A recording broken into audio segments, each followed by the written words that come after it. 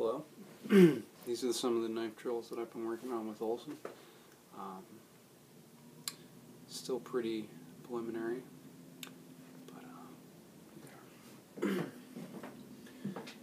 based off the Wing Chun concept of Pak Sao, we have packing hand and packing knife.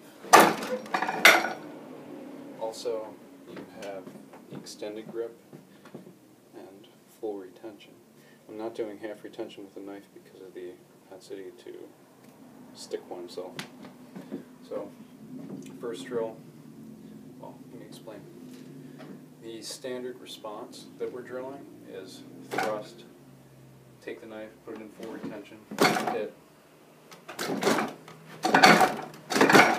just keep hitting.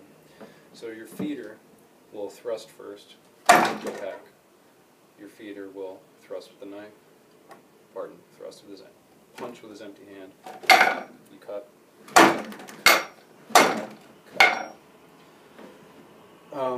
The other thing that I'm going to teach him next is sort of a combination of a Gum Sao and a Gan Sao, where you just jam the low lines with the knife, the fist, and here. So you can catch it this way, that way, or this way with the knife itself. And obviously you'll fill up the empty space. So, another idea I'm working with is Tan Sao and Bil Sao. And I still have to train with it on a live human being, but so far it feels okay, especially Tan Sao, because you can't cut to the outside very well. At least that's my belief, because you have to face it. Therefore, it's not going to happen while you're moving, it's going to happen after you've moved. Whereas with the Pak Sao, the blade usually rests to the outside, so cutting as you move is not a problem. The Tan Sao will work the same way that it does in Wing Chun. You're just going to come up and cut up. One might think that this causes an issue with filling up the space, but as the knife moves out of the way, the hand moves in to compensate, and then your standard response comes in. The Bil Sao is a little complicated. But the way that I figure it, it would shear off so much flesh that your target would probably bleed to death. So it's not a bad thing either.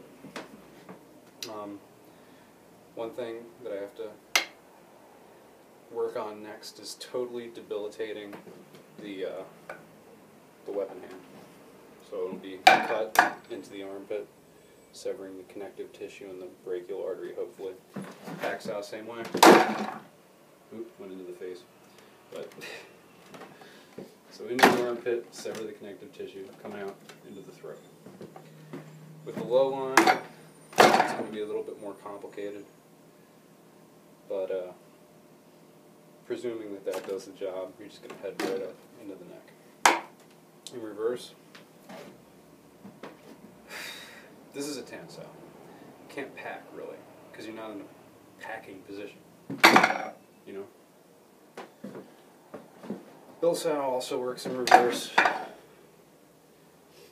but I haven't been able to really work out the mechanics for this. But basically we have Tan Sao, Bil Sao, and Gum Sao, which is also Gan Sao. Funny thing is, there's nothing covering the inside like this, but I'll work it out. Oh, and then the switches, which are so very important if your hand is damaged. So,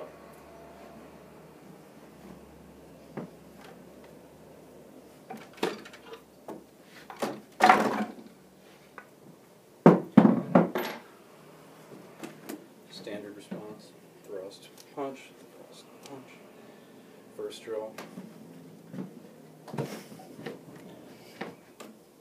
Pak Sao the blade, take this into full retention, cut the empty hand. You can play around with this. I don't think we'll really be focusing on the knife with the empty hand and the empty hand with the knife.